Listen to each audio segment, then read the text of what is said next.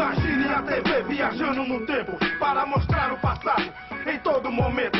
Imagine a vida, as pessoas e os sonhos de outros séculos. Antigos privilégios. 500 anos do Brasil, Império na TV. Informação do passado para você aprender.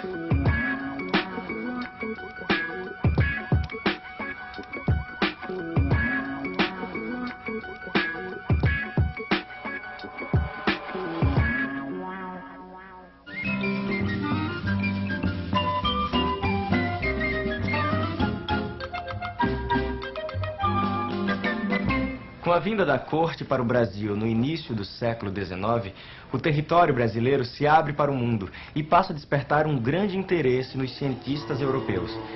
Expedições rastreiam a terra pesquisando plantas, animais, minerais, índios. O Rio de Janeiro era o ponto de partida da maioria dessas expedições. Uma das maiores autoridades científicas do Rio é o cônsul da Rússia, Barão Heinrich von Langsdorff. Sua fazenda é parada obrigatória dos naturalistas que chegam da Europa. Ah, que bom estar de volta ao Brasil! Desde que estive aqui de passagem em 1803, só pensava em voltar. E essas coisas aqui, senhor? Onde guardo, hein? Cuidado, criatura! Cuidado com essas peças das minhas preciosas coleções. Você sabe que ando levantando a fauna e a flora das matas próximas ao rio.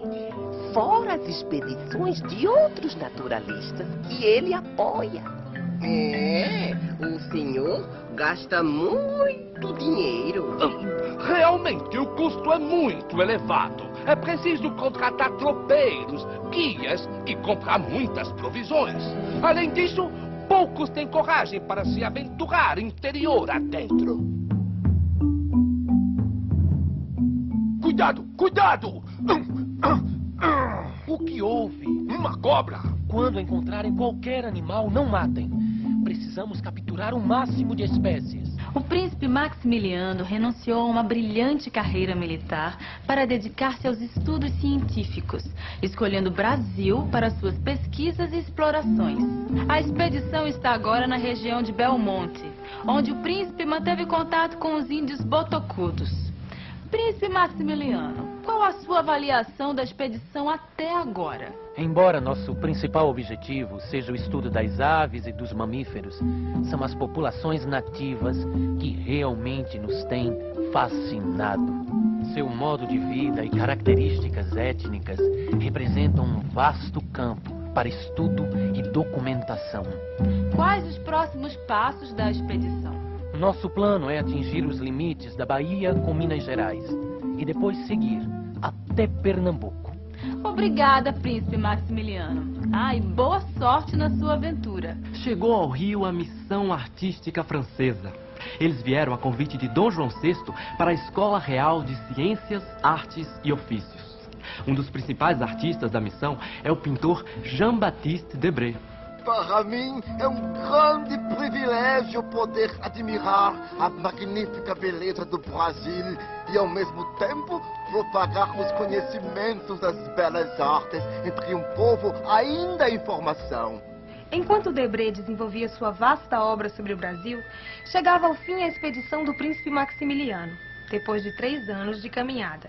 A nossa correspondente Liana Muyemba conversa com o príncipe. Príncipe Maximiliano, a excursão saiu de acordo com o planejado? Não. Além das várias baixas no grupo, as notícias da rebelião de 1817 em Pernambuco me fizeram cancelar a última etapa da viagem. Como o senhor avalia o resultado da expedição? Estamos levando na bagagem um rico material e muitas informações sobre os índios. Essa viagem é um marco na minha carreira científica. 3 anos depois, o príncipe Maximiliano publicou na Alemanha o livro Viagem ao Brasil nos anos de 1815 a 1817. Nesse trabalho se encontram primorosas gravuras e informações objetivas sobre as suas experiências no Brasil. O capítulo sobre os botocudos é considerado a primeira monografia científica de uma população nativa do país. Acaba de chegar ao Brasil a arquiduquesa Maria Leopoldina da Áustria, que vai casar com Dom Pedro. uma princesa muito culta que trouxe junto à sua comitiva um importante grupo de naturalistas, a Missão Austríaca. Silêncio!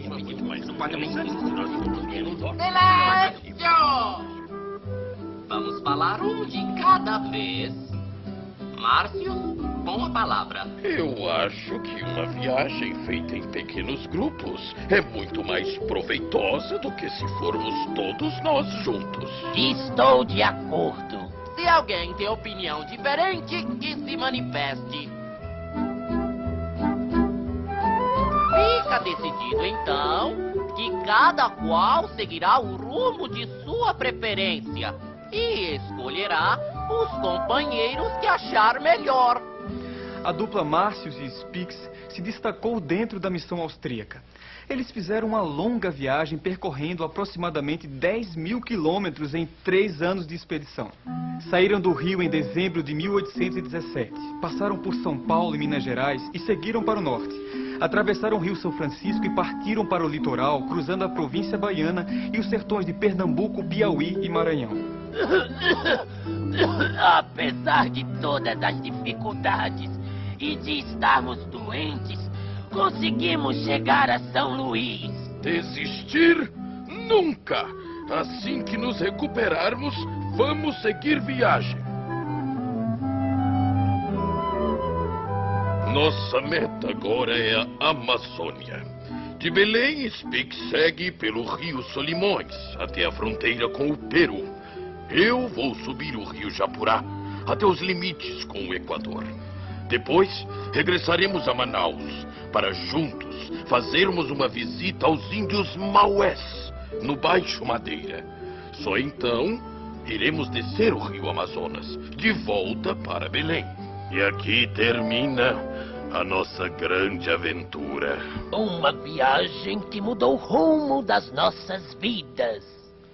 O histórico dessa memorável expedição, Viagem ao Brasil, foi publicado em 1823, conquistando grande relevância nos meios científicos da Europa.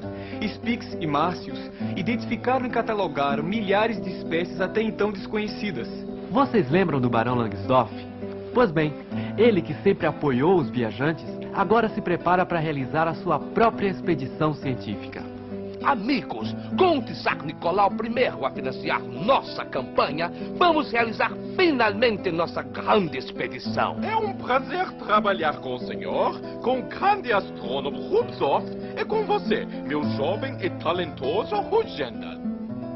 Eu estou muito impaciente, Ménétrier. Já se passaram 6 meses que chegamos ao Brasil e o Barão não decide nada sobre a excursão. Rugendas, eu também não aguento mais essa espera. O Rubsov já fala em ir embora.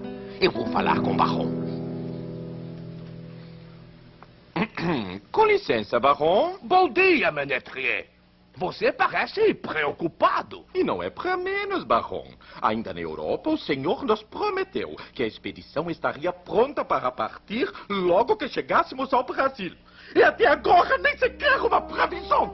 Mas, no contrato que você assinou, não está previsto o dia da partida. Para mim, não existe diferença entre a palavra escrita ou falada quando a promessa é de um homem honrado. Senhor Ménétrier, eu mais do que ninguém quero fazer esta viagem. E para isso estou me preparando há 9 anos. E não vai ser a ansiedade de alguns que vai me fazer por tudo a perder. Um dos fatores que atrapalhou os planos do Barão foi a condição que se encontrava o país com várias revoltas nas províncias. Em 1824, a expedição finalmente partiu. Na primeira etapa da viagem, seguiram até Minas Gerais. E aí, começaram os problemas. Hoje, depois de ter pago os 12.000 réis de salário dos companheiros de viagem, iniciei uma discussão acalorada com o senhor Ménétrier, que se recusava a cumprir um item do nosso contrato. Nisso, o senhor Rugendas intrometeu-se na conversa. Ménétrier tem razão! Quem não cumpre o contrato aqui é o senhor. Comporte-se como um cavalheiro. O senhor não está numa bodega. Eu não quero saber. Para mim, o senhor é um tratante. Rugendas foi imediatamente demitido. O barão ainda o acusou de se apropriar indevidamente dos desenhos mais importantes feitos até aquela etapa da viagem. Rugendas continuou excursionando por conta própria e em 1825 chegou ao Rio de Janeiro. Com licença! Sim? Mestre Debré, como vai? Oh, Rugendas! Seja bem-vindo! Me desliguei do grupo e vou retornar à Europa. Mas antes, gostaria de saber a opinião do mestre sobre o meu trabalho. Sua pintura mostra que o senhor é um excelente pintor. Essa predileção pelo pitoresco e pelas coisas características do país me agrada muito. Parabéns, Rugendas. Seus desenhos são dignos de um mestre. Obrigado, obrigado. As suas palavras me encorajam até a publicar um livro. Por que o mestre não faz o mesmo? Vou pensar sobre o assunto. E o Barão Langsdorff? Não sei qual será o seu destino, mas confesso que estou muito aliviado por ter deixado o grupo e estar voltando para casa. Para substituir Rugendas, o barão contratou o francês Aimé Adrien Tounet, de 23 anos, membro de tradicional família de artistas. Um segundo pintor foi incorporado à expedição. Depois de passar por São Paulo, a expedição Langsdorff seguiu para o Mato Grosso. Ali, o barão decidiu dividir o grupo. Heidel e Tounet partiram juntos em direção ao rio Guaporé. Onde está o Sr. Tounet? Ele não voltou para dormir. Sr. Heidel! Sr. Heidel! O que aconteceu? Soube que o Sr. Tounet tentou atravessar a nado um ribeirão engrossado pelas chuvas. A correnteza era muito forte e ele se afogou. Meu Deus! O que o senhor vai fazer, Sr. Heidel? Vou seguir ao encontro do barão, que espero tenha melhor sorte que nós. 14 de maio de 1828. Tenho passado a maior parte do tempo deitado, inconsciente e tendo terríveis pesadelos. Há dias sofremos um sério acidente quando tentávamos vencer as corredeiras do rio Juruena. A navegação do grupo de Langsdorff até o Amazonas foi difícil. Muitos adoeceram. As condições de saúde do barão pioravam cada vez mais. De Santarém partiram num barco comercial até Belém, onde Heidel já os aguardava. Meu amigo, que bom revê-lo. Soubemos do desaparecimento de Tounet. A imagem do meu amigo não me sai da cabeça.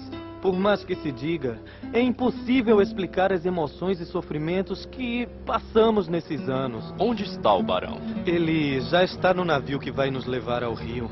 Está mal, deprimido, sem raciocinar direito. Apesar dos reveses sofridos pela expedição, Langsdorff enviou para a Rússia um rico material coletado ao longo de sua viagem, com desenhos de Tounet, Florence e Rugendas, que, ao lado de Debré, são os autores dos mais fiéis registros sobre a vida no Brasil imperial. Graças ao hábito da observação natural em um pintor de história, fui levado a aprender espontaneamente traços característicos dos objetos que me rodeiam. Meus esboços feitos no Brasil reproduzem especialmente as cenas nacionais, familiares do povo, entre o qual eu passei 16 anos. A obra que ofereço ao público é uma descrição fiel do caráter e dos hábitos do brasileiro em geral. A obra de Debré foi publicada em 3 volumes com o título Viagem Pitoresca e Histórica ao Brasil. São gravuras que mostram vários aspectos da vida brasileira. Os viajantes e artistas que passaram pelo Brasil no início do século XIX deram uma grande contribuição para o conhecimento da nossa natureza, dos nossos índios e dos costumes do povo daquela época. Graças ao espírito aventureiro e à coragem desses homens, hoje temos imagens reveladoras do Brasil, quando ainda era um império.